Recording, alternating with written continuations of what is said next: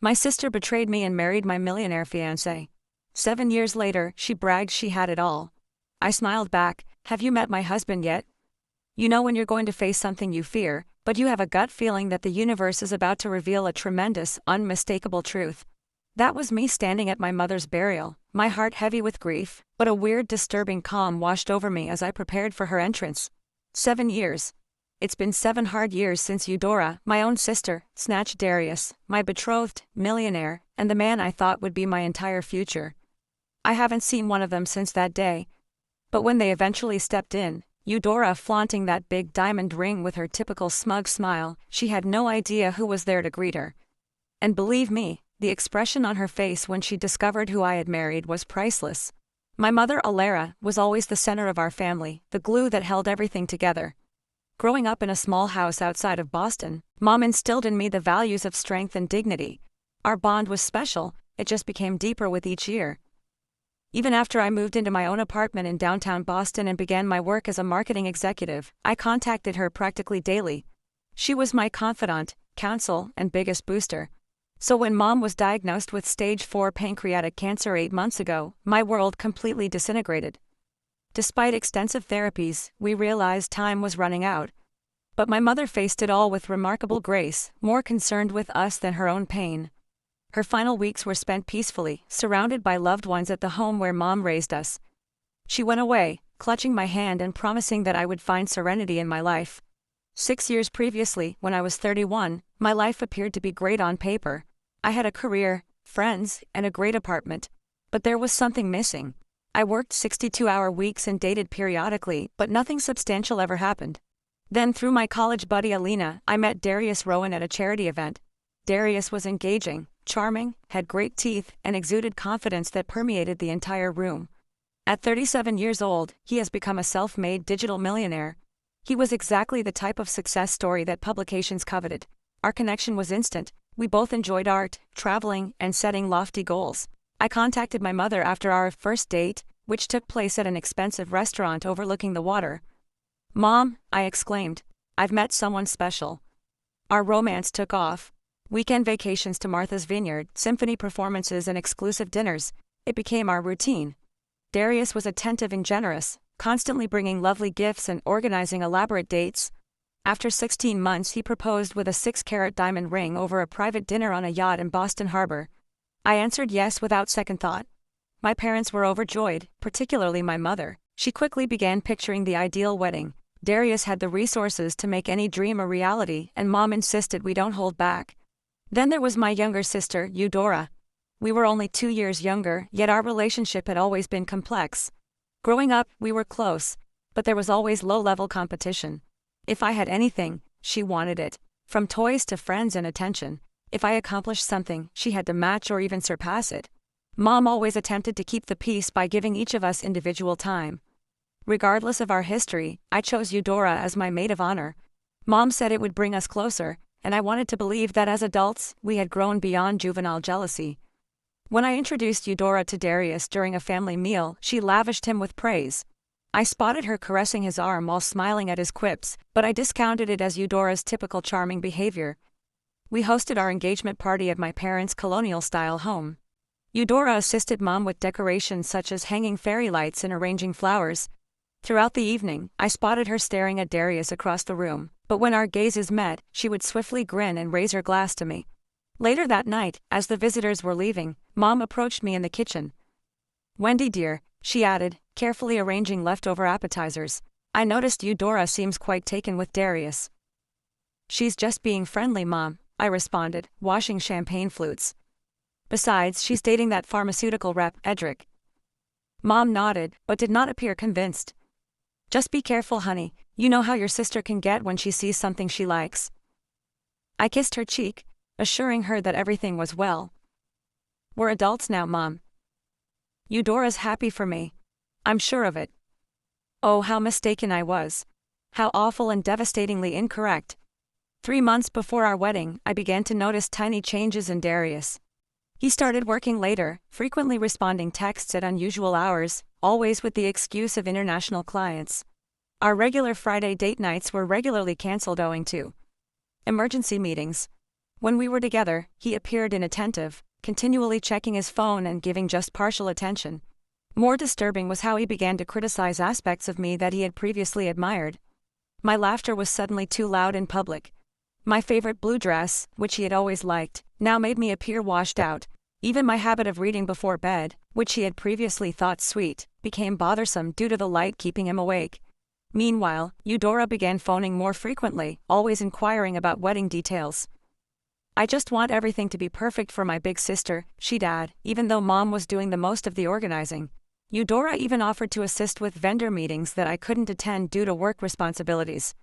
Darius and I ate dinner at an upmarket Italian restaurant on a Thursday evening. He hardly made eye contact and responded to my work-related stories with one-word answers. When his phone rang for the 5th time, I had reached my limit. "Is there something more important going on elsewhere?" I inquired, attempting to maintain a pleasant tone despite my mounting displeasure. "Sorry, just work stuff," he said, placing his phone face down. "You know how it is before a product launch." Later in the week when washing laundry, I detected a strange perfume on Darius's collar. It was flowery and thick, unlike the faint scent I wore. When confronted, Darius explained that he had spent the entire day in meetings with a potential investor, Wendy Mills, who appeared to be wearing strong perfume and embraced him farewell. The explanation appeared plausible. I wanted to believe him. I called my buddy Alina to convey my concerns about coffee the next morning. "Every relationship gets jittery before the wedding," Alina informed me as she stirred her cappuccino. "Parker and I fought constantly the month before our wedding, and now we've been married 5 years. But the knot in my gut refused to release." Mom saw my uneasiness at our weekly meal. "You seem distracted, sweetheart," she murmured, reaching across the table and touching my hand. "Wedding stress, or something else?" I mustered a smile. "Just finishing up the arrangements. Everything is fine." But everything was not fine. I began to exert more effort, wondering that perhaps I had been taking Darius for granted. I scheduled a spa day, purchased new lingerie, and tried preparing his favorite foods. He grew increasingly aloof as I tried harder. Then came the cake tasting appointment, which Darius had been looking forward to for weeks. That morning he called, claiming to have an unexpected meeting with investors. "Eudora can join you," he said. "She knows my preferences anyway." I felt terrible after I hung up. How did my sister know my fiancé's cake preferences better than I did? Nevertheless, I accepted her invitation to join me. The next day, when cleaning Darius's car before a dinner party, I discovered an earring trapped between the passenger seat and the center console. A dangling silver earring with a little sapphire. I immediately recognized it. It was Eudora's. My sister had worn the same earrings to my engagement party, a gift from our grandma. When I showed Darius the earring that evening, his expression was wonderfully composed. "Oh, your sister must have dropped it when I gave her a ride to the florist last week," his voice rasped. "She mentioned losing an earring." "You never told me you drove Eudora to the florist," I replied, barely above a whisper. "Didn't I?" It must have slipped my mind. It wasn't important. When I contacted Eudora, her statement matched his exactly. Too perfect. "Oh, thank goodness. I've been looking everywhere for that earring. Darius was kind enough to drive me since my car was in the shop." That night I couldn't sleep, my mind racing. Had they prepared their story? Was I paranoid? My weight began to plummet due to stress, and dark bags appeared under my eyes. I started going to a therapist without telling Darius. 3 weeks before the wedding, Darius recommended we postpone. "I'm worried about you, Wendy. You haven't been yourself lately, maybe we're rushing things." I broke down, imploring him to tell me what was wrong, what I had done, and how I could fix it. He embraced me and assured me that everything was all right, but his eyes were vacant. That night, I awoke at 3 a.m. to discover Darius's side of the bed empty. From the hallway, I could hear his whispered words from the guest bedroom. "Not now. She'll hear us." I know. Soon, I promise." The next day, I planned to surprise Darius with lunch at his office. My father, Kelsey, called while I was leaving my apartment. "Wendy, are you eating properly? Your mother says you've lost too much weight. We're concerned." "I'm fine, Dad. Just pre-wedding jitters. I'm actually bringing Darius lunch right now." "Good. That boy better be treating my daughter like a queen." He would have known. The security man at Darius's building recognized me and waved me through with a smile. On the elevator trip to the 12th floor, I examined my reflection, attempting to smooth the worry creases that had formed between my brows. My lunch bag held Darius's favorite sandwich from the deli across from my workplace. When I arrived at the reception area, Darius' secretary Morel looked up from her computer, her eyes widening in surprise. "Wendy, we weren't expecting you today." Her attention flickered to Darius' closed office door, then back to me. "Darius is in a meeting right now."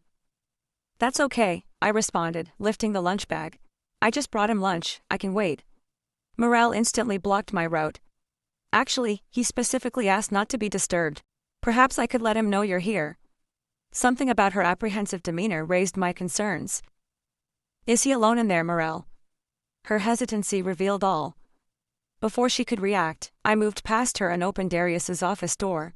I'll never forget that scene. Darius leaned against his desk, his hands on my sister's waist, her arms wrapped around his neck, and their lips locked in a passionate kiss. Neither noticed me at first, leaving me several agonizing seconds to process every aspect.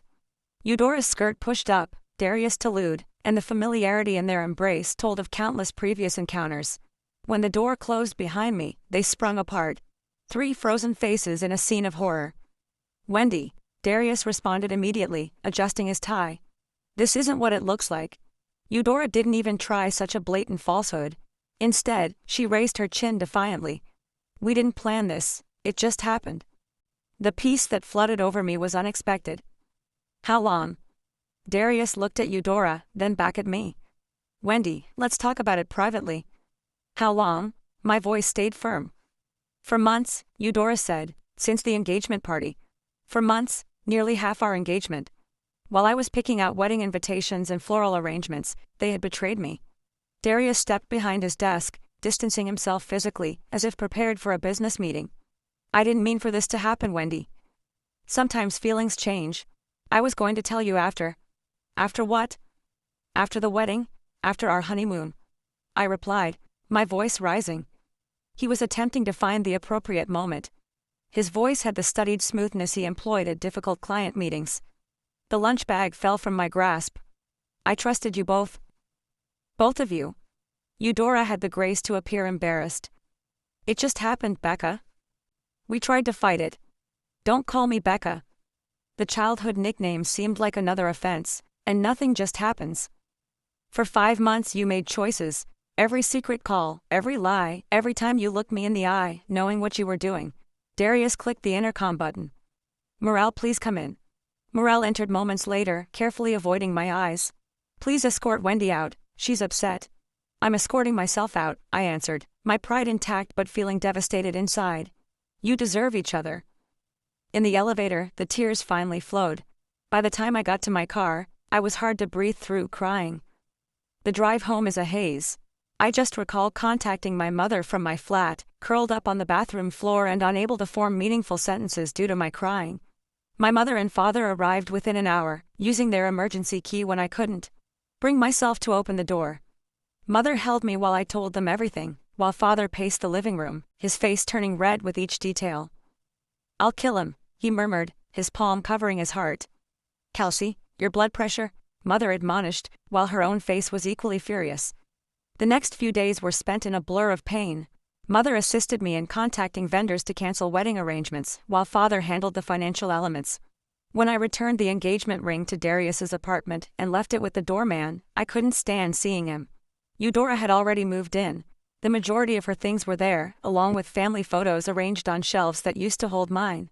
Darius's email about distributing our shared assets was coldly efficient, saying that Eudora had assisted him in cataloging my remaining items. The betrayal went further than I had thought. Through common friends, I discovered that they had been meeting covertly whenever I worked late or traveled for business. Eudora had purposely pursued him, making reasons to visit him alone and sending texts and images while I wasn't around. The scandal immediately spread among our social circles. Some acquaintances supported me, while others backed Darius, noting his power in the business sector. Several people stated that they had spotted Darius and Eudora flirting, but had chosen not to intervene. Their cowardice hurt nearly as much as the treachery. During those dark months, my mother became my lifeline. She gave me food when I couldn't eat, listened to my crying rants, and stayed the night when the loneliness got unbearable. She regularly attempted to arbitrate between Eudora and me, asking us both to family dinners that inevitably resulted in intense silence or bitter fights. Eudora snapped during one of these dinners when I refused to offer her the salt. "You always got everything first, Wendy. The grades, the job, the apartment. For once I got something before you did." "My fiancé wasn't a prize to be won," I said, my voice cracking. "He was the man I loved and trusted." Mother put down her fork. "Eudora Marie Thompson, apologize to your sister right now." "For what?" "Being honest. Darius chose me. He loves me now." I stood, a napkin put on my plate. "I can't do this anymore, Mom. I'm sorry. This was the last family dinner I attended with Eudora." The stress of his daughter's feud exacerbated the father's cardiac problems, necessitating medication adjustments and further doctor appointments. Mother grew older in months, the lines around her eyes deepening as she desperately strove to keep her family together. 6 months after uncovering Darius and Eudora's deception, I reached rock bottom. My therapist diagnosed me with depression and suggested medication. Work worsened as I struggled to focus, and I eventually lost a large client following a horrible presentation in which I burst into tears. My supervisor recommended a leave of absence, but I realized that staying in Boston, where memories lurked around every corner, would only exacerbate my pain. When a marketing director position arose at our Chicago branch, I applied right away. The interview went fairly well, with my need for change possibly translating as enthusiasm. 2 weeks later, I got the offer. My mother helped me pack my flat, meticulously wrapping photos and souvenirs in tissue paper. As we went through my possessions, determining what to retain and what to donate, she brought up the matter that loomed between us. "Will you ever consider forgiving Eudora?" she inquired, sealing a box with packing tape. I proceeded to fold sweaters without glancing up. "I don't know, Mom. Not now, maybe not ever. Forgiveness isn't about them deserving it," she explained quietly. "It's about freeing yourself." "I am freeing myself. I'm moving to Chicago." Mother sat alongside me on the bed and took my hands in hers. "Running away isn't the same as healing, sweetheart." Tears filled my eyes. "I need space to even begin to heal. Can you understand that?" She nodded and pulled me into a close hug. "Promise you'll call. Promise you won't shut us out completely." "I promise." Saying farewell to my parents was more difficult than I thought. Father held me for longer than usual, his voice rough and emotional. "You show them, kiddo. Build a life so good they'll choke on their regret." My first few weeks in Chicago were lonely and filled with doubt. My small apartment felt sterile and foreign. I worked long hours to avoid arriving home to empty rooms, eating takeaway at my desk, and falling asleep fatigued every night. Then came the news, which pushed the knife deeper. Mother called on Sunday morning, her voice hesitant. "Wendy, I feel you should hear this from me rather than social media. Eudora and Darius got married yesterday." Darius's business ties ensured coverage for the small civil ceremony, which was published in Boston Magazine's Society pages. The accompanying photo showed them beaming outside the courthouse, Eudora in a simple white dress with my former engagement ring proudly visible on her finger. That night was my low point. I drank one entire bottle of wine alone, went through old images of Darius and myself, and cried until my eyes swelled shut. I called in ill for work the next day, unable to face the world. But something changed during those lonely hours alone. As the early light trickled through my blinds, I made a decision. This would be the last day I let them control my happiness. I erased all images of Darius from my phone, blocked both him and Eudora on social media, and took a lengthy shower, picturing my pain dripping down the drain.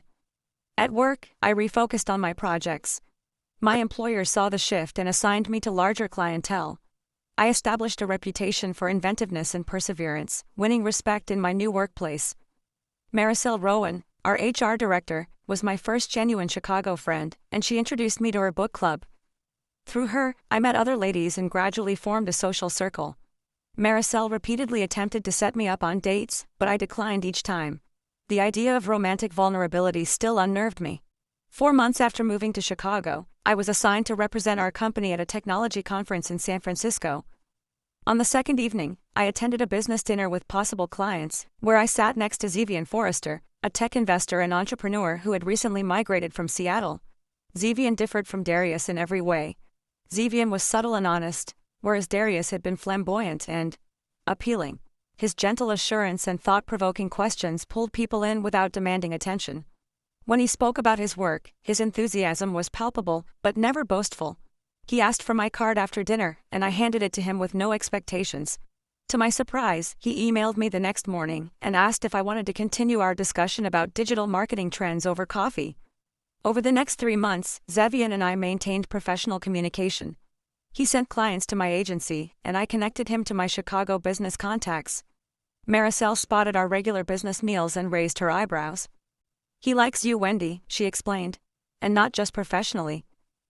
"We're just colleagues," I said. "Colleagues don't look at each other the way he looks at you." Zevian eventually invited me to supper at a place unrelated to work. I panicked and nearly canceled twice before forcing myself to go. I experienced a full-blown panic attack 20 minutes into our date while we were discussing our favorite books. My hands shook, breathing got difficult, and tears filled my eyes. Rather than being ashamed or upset, Zevian sat with me and spoke gently until my breathing returned to normal. He drove me home with no pressure or inquiries. The next day, flowers arrived at my office with a letter saying, "No pressure, no expectations. I hope you're feeling better. Zevian." That evening, I called and told him everything about Darius and Eudora. He listened without interruption, then recounted his own story of heartache from a previous marriage, which ended when his wife left him for his business partner, taking half of their joint firm in the divorce. "Broken trust leaves scars," he remarked. "Anyone worth your time will understand that healing isn't linear." Over the next few months we began by laying the groundwork for our friendship. Zevian never asked for more than I could give, respecting my boundaries while remaining present. For our 5th date, he made dinner at his apartment, rather than taking me to a crowded restaurant, which could cause me worry. When terror flared up, he understood precisely how to help me get through it. For the first time since Darius, I began to believe that trust could be restored. 1 year after arriving to Chicago, I scarcely recognized myself. My promotion to senior marketing director came with a corner office that overlooked the river. My circle of friends had grown beyond Maricel to include a number of close confidants, and most strangely, I had fallen deeply in love with Zevian. Unlike Darius's flamboyant wooing, Zevian's love revealed itself in steady, thoughtful ways. He recalled minor details like my preference for oat milk in my coffee and the true crime podcasts I listened to. He honored my independence while providing unflinching support. Most significantly, he never compared myself to others or attempted to change me. I met Zevian's sister, Giselle, during her visit from Portland. We quickly bonded, swapping phone numbers and creating our own connection, independent of Zevian. She told me stories of their upbringing in Seattle, drawing a picture of the youngster who grew into the guy I fell in love with. My contact with my parents remained from a distance. I contacted Mother on a weekly basis, skillfully shifting the topic away from Eudora. Father periodically joined these talks, his gruff accent softening as he told me how happy he was of my new beginnings. I went twice that year, timing my visits when Eudora and Darius would be away. Mother offered occasional updates on them. Their marriage appeared ideal on social media, with Eudora uploading photographs of luxurious vacations and charity galas. Mother stated that they had purchased a large property on Beacon Hill and were undergoing substantial renovations. "Eudora occasionally inquires about you," Mother said during a phone call. "What do you tell her?" I inquired, stirring the pasta sauce on my burner. "That you're doing well, that you're building a new life." "Does she ever express regret?" Mother sighed. "In her way. She gets quiet when your name comes up." My therapy continued in Chicago, with my new therapist assisting me in processing the betrayal and establishing healthy relationship patterns. I learned how to identify my triggers and communicate effectively. The nightmares involving Darius and Eudora gradually faded. In June, Zevian surprised me with a weekend getaway to Michigan's wine region. We stayed at a lovely bed and breakfast surrounded by vineyards. We spent afternoons wine sampling and evenings viewing the sunset over Lake Michigan. For the first time in years, I felt entirely present and pleased, free of the weight of past betrayal. Zevian paused beneath a trellis covered in climbing roses on our final evening at the Chicago Botanic area, where we were strolling through an early summer blooming area. "Wendy," he replied, grabbing both of my hands in his. "This past year, knowing you has been the greatest gift of my life." When he knelt and pulled a ring box from his pocket, panic flashed briefly. Images from Darius' proposal threatened to eclipse this moment, but staring into Zevian's eyes, all I saw was sincerity and affection. "I'm not asking for an answer today," he continued, sensing my uncertainty. I just want you to know that whenever you're ready, whether that's tomorrow or next year, I'll be here. My eyes filled with tears, but not from fear or agony. Yes, I whispered. I'm ready now. The ring looked nothing like the extravagant diamond Darius had given me. A simple emerald with little diamonds on either side, delicate and subtle, much like our love. That night, I called my folks to tell them the news. Mother cried happy tears. He sounds wonderful, darling. When can we meet him? Soon, I assured. Very soon. We planned a small wedding for 30 guests at a historic Chicago venue. At Mother's request, I sent an invitation to Eudora, more as a gesture of healing than an expectation of attendance. Her reaction via email was quick and curt. Congratulations on the engagement. Unfortunately, Darius and I have other engagements on that day. Best wishes for the future. Mother was disappointed but not shocked. Give her time, Wendy. This is progress compared to where you both were. Our wedding day arrived, intimate and joyful, with my parents, new friends and Zevian's relatives there. Father carried me down the aisle whispering, I haven't seen you this happy in years, kiddo. Zevian's vows reflected our journey. Wendy, I promise to remember that love is both strong and fragile, requiring care and commitment every day. I promise to be worthy of the trust you've given me, knowing how precious and hard-won that gift is. We established our lives together in Chicago, purchasing a brownstone and renovating it together. My career progressed, eventually leading to a vice president post. Zevian's investment firm expanded, focused on female-led technology startups. During a dinner with business associates, I learned something that connected the past and present. A venture capitalist acknowledged working with Darius years ago. Rowan? Yeah, he and Forrester had quite the rivalry in the angel investing space about 7 years back. Forrester backed the right startup. Rowan backed the competitor. Forrester's pick got acquired for millions. Rowan went bankrupt. Later that night, I asked Zevian about the relationship. I was going to tell you eventually, he confessed. I knew who you were when we met at that conference. Not the details of what happened, but that you had been engaged to Rowan. Why didn't you say anything? I wanted you to know me for me, not as someone connected to your past. I was not angry. Somehow the cosmic symmetry felt appropriate. 2 years into our marriage, we started trying for a baby. Months passed without success, prompting fertility specialists and uncomfortable conversations. Zevian was my support through disappointments and medical procedures, embracing me through tears and reminded me that family may take various forms. Then came the tragic news of Mother's cancer diagnosis. Zevian and I flew to Boston right away, meeting with physicians and guiding my parents through treatment options. Mother put up a brave face, but her cancer was severe and had spread. I took a leave from work to care for her, temporarily returning to my boyhood home. Zevian flew in every weekend to support both me and my increasingly frail father. Mother and I had many meaningful chats about life, love and family in her last weeks. One evening, while I adjusted her pillows, she mentioned Eudora. I wish you girls could find peace with each other, she murmured, her voice weak but determined. Life is too short for such distance between sisters. I know, Mom, I said, holding back tears. Promise me you'll try, Wendy. Not for her, but for yourself and maybe a little bit for your old mother. I promised, unsure if I could maintain it, but eager to give her peace. Mother died quietly 3 days later, with Zevian, father and I at her bedside. I immediately contacted Eudora, our first straight connection in years.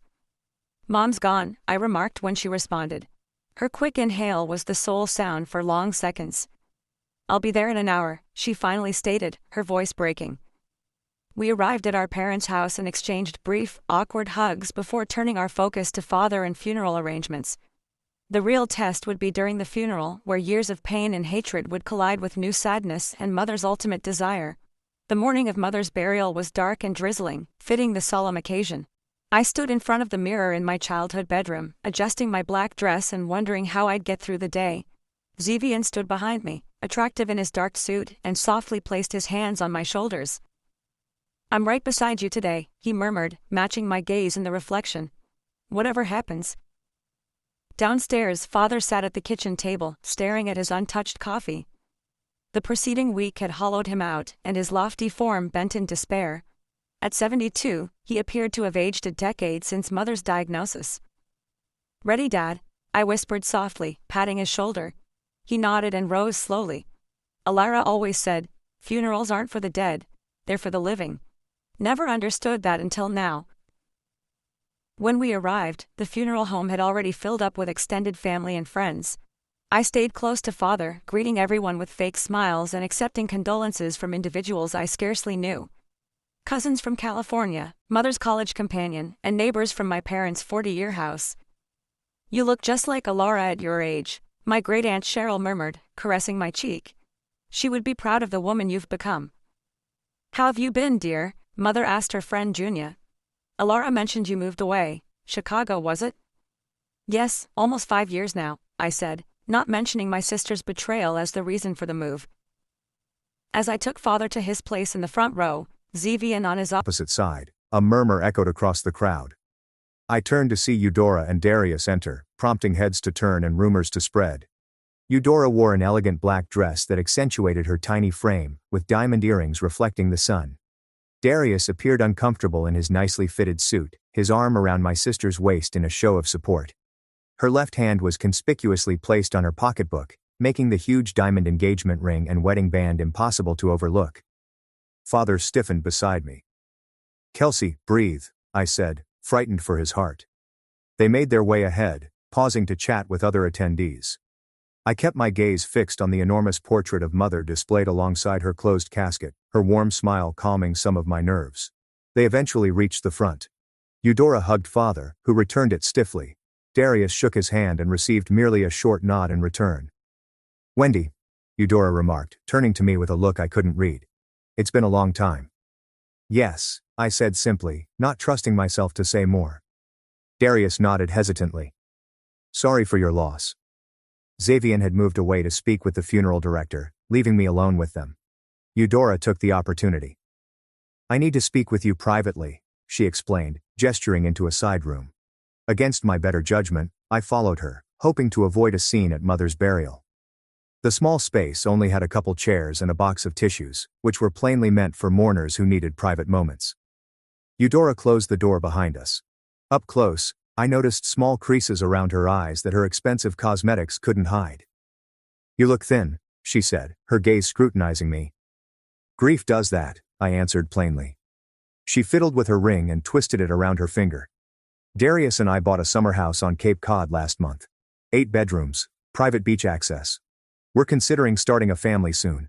Darius's company just acquired 2 startups, and we're renovating the 3rd floor for a nursery." "Congratulations," I murmured, my voice free of emotion. "Is there something specific you wanted to discuss about the funeral arrangements?" Her smile became harsh. "I just thought you might want to know how well we're doing." "Poor you, still alone at 38. I got the man, the money, and the mansion." The familiar pain flared quickly, and then disappeared. 6 years ago, her remarks would have crushed me. Today they appeared sad and forlorn. I grinned genuinely. "Have you met my husband yet?" I opened the door to find Zevian standing nearby. "Come meet my sister." As Zevian entered the room, Darius came behind him, apparently having observed our discussion. When the males established eye contact, Darius's face turned pale. "Forrester," he murmured, his confidence fading. "Rowan." Zevian's tone was professional but chilly. "It's been what, 7 years? Not since Macintosh acquired Initech instead of your client Comperve, right?"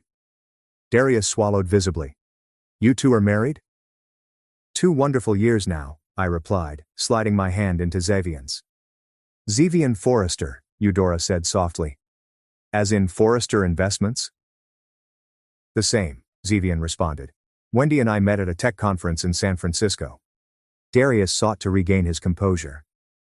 "Forrester, we should catch up sometime. I've been meaning to reach out about potential collaborations." "My schedule is quite full," Zevian said politely but firmly. "But you can contact my office if you'd like." The funeral director appeared and informed us that the service was about to begin. As we returned to the main room, rumors followed us. The connection between Zevian and Darius was well known in business circles. We had scarcely taken our seats when Father grasped his chest, his face contorted with pain. "Dad," I shouted, as Zevian instantly called for assistance. We relocated Father to a private room, and the funeral was temporarily postponed. A doctor among the attendees checked him and said that the cause was most likely stress rather than another heart attack. Eudora followed us with genuine concern on her face. Is he okay? Should we call an ambulance? Her voice trembled slightly. The doctor says he's stable, I said, taken aback by her truthfulness. Just overwhelmed. For 20 minutes, we sat there in awkward silence, linked only by our concern for our father. When he insisted on continuing with the service, we returned to the main chamber, with the brief crisis resulting in an unexpected truce. The funeral was both beautiful and tragic. I offered a eulogy that emphasized Mother's kindness, courage, and steadfast love for her family. When Eudora rose to speak after me, she hesitated after only a few sentences, her eyes welling with tears. Without thinking, I stepped to her side and rested my hand on her back. It's okay, I said quietly. Take your time. She composed herself and finished her homage to our mother with anecdotes from our childhood that elicited tears and soft laughter from the audience. As we placed Mother to rest in the cemetery, a gentle rain poured. I noticed Darius standing apart from the rest of the group, checking his watch constantly. Eudora stayed by Father's side, her previous swagger replaced by sincere anguish. The reception at my parents' house was filled with people bringing casseroles and sharing memories.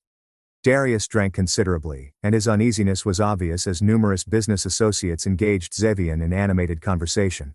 I overheard pieces of Darius's company failing with recent acquisitions, and wondered whether Eudora's bravado was a mask for financial problems. Throughout the day, I kept the dignity Mother would have expected, focusing on supporting Father and honoring her memory, rather than lingering on previous scars. As visitors began to leave, I noticed Eudora observing me from across the room, her look unreadable but seemingly softer than before. The day following the funeral, Zevian had an important board meeting in Chicago. Are you sure you'll be okay if I go? He said, preparing his overnight bag. I can reschedule. Dad needs help sorting through Mom's things, I explained. I should stay a few more days. I'll be fine. After dropping Zevian off at the airport, I returned to my parents' house to find Father sitting in Mother's garden with a photo album open on his lap. She labeled everything, he explained, displaying me Mother's clean handwriting beneath each photo. Said someday we'd appreciate knowing who is who. That afternoon, I started the unpleasant chore of sorting through Mother's closet. Each dress evoked memories, the blue one from my college graduation, the flowery print she wore to Sunday brunches, and the exquisite gray she chose for my engagement celebration. I found myself talking to her while I worked, telling her about my life in Chicago, my job, and my happiness with Zevian. In her nightstand drawer, I noticed a soft leather-bound journal. Mother has kept a journal inside for the past 10 years. Many people addressed her daughters, her desire for our reunification, and her anguish about the schism between us. The last entry, dated only 2 weeks before her death, read, "My greatest regret is leaving with my girls still estranged. Alara always fixed things, but I couldn't fix this. I pray they find their way back to each other somehow." I was wiping away tears when the doorbell rang. Eudora was standing alone on the porch when I looked out the front window. There's no sign of Darius's car in the driveway. Father had gone to his brother's house for dinner, leaving me alone with my sister. I opened the door, not sure what to expect. "Hi," she said simply. "Can I come in?" In the kitchen, I made coffee while Eudora sat quietly at the table. She appeared different without Darius by her side, smaller, less fake. "Where's Darius?" I finally asked, setting a mug in front of her. "At home. He doesn't know I'm here." She wrapped her hands around the mug but didn't sip. The stillness stretched between us, years of unspoken words creating a tangible barrier. "I'm sorry about yesterday," she finally said. "What I said in that room at the funeral home, it was cruel and completely inappropriate." I nodded, acknowledging her apologies but not instantly accepting it. "I saw Mom's journal," she added. "Dad showed it to me last night. Her last wish was for us to reconcile." "I found it too," I said. "But reconciliation requires more than just proximity, Eudora. It needs honesty." She looked up, tears in her eyes. "You want honesty? Here's honesty. I'm miserable, Wendy. I have been almost since the beginning." The dam cracked, and words poured forth between sobs. Darius had changed quickly after their wedding, becoming domineering and critical. His company had been failing for years, and each new acquisition was an attempt to save a sinking ship. The mansions, automobiles, and holidays were all financed with rising debt. Their marriage was a carefully crafted front for business connections and social status. He monitors my spending, checks my phone, questions my every movement, she told me. The Darius you knew doesn't exist anymore. Maybe he never did. Why stay? I inquired. Shame, she replied promptly. How could I admit what I'd done to you? Destroyed our family for something that turned out to be a mirage. And then there's the prenup. I leave with nothing. I moved Mother's journal across the table. Read the rest of her entries. Eudora shed more tears as she read. She finally looked up, her face raw with passion. She knew. She saw through everything. Mom always did. I agreed. Eudora murmured. I have hated myself for years. Every time Mom mentioned you, she gladly highlighted your accomplishments. I felt the consequences of what I'd done. Wendy, I'm intending to leave him. I have been privately consulting a lawyer. My emotions were mixed, with a sense of vindication and unexpected tenderness. The sister who had caused me so much pain was facing consequences that I would not wish on anyone. I do not expect forgiveness, she continued. I do not deserve it. But I needed to tell you the truth before I blew up my life again. We spent the next several hours together going through Mother's possessions, sharing sad and loving memories. Eudora recalled her mother teaching us how to prepare cookies, and how she never mixed the various batches because I favored chocolate chip and Eudora chose sugar cookies. Eudora remarked, laughing through tears. Remember how she used to leave notes in our lunchboxes? Different messages every day. I nodded. She never repeated one. We were not quickly healed. The wounds were too deep for immediate closure. But when dusk set, something changed between us, with Mother's love forming a delicate bridge over years of hurt. What will you do? I inquired as Eudora prepared to depart. File for divorce when my lawyer says the timing is right. Rent a small apartment, start over. She was standing at the entrance. What about you? Will you go back to Chicago? Yes, my life is there now with Sevian. You seem happy, she said, rather than asking a question. I am truly happy. I'm glad, she added. One of us should be. We exchanged quick, awkward hugs before she went. It wasn't forgiveness yet, but it was a start. Back in Chicago, I settled into life with Zevi in our brownstone and a fulfilling career. 6 months after my mother's passing, I learned I was pregnant. After years of trying, the mother's elation was tinged by regret, knowing she would not be able to meet her grandchild. But I sensed her presence at peaceful moments. Eudora and I maintained careful touch via phone calls. She had filed for divorce and relocated to a modest apartment, working at a tiny marketing agency. The gossip and censure she encountered in Boston's social circles were difficult, but she appeared determined to rebuild authentically.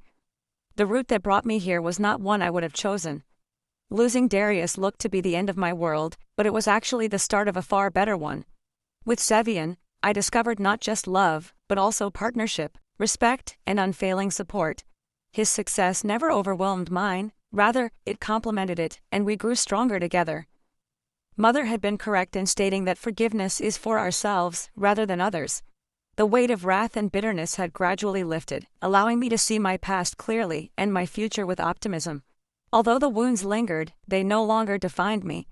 As I sat in our nursery, Zevian painting the walls a soothing green, I considered the things I would eventually teach our child. How loss can lead to finding.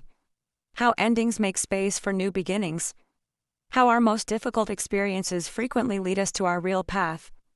My life had become richer and more authentic than I could have dreamed during those sad days 6 years ago.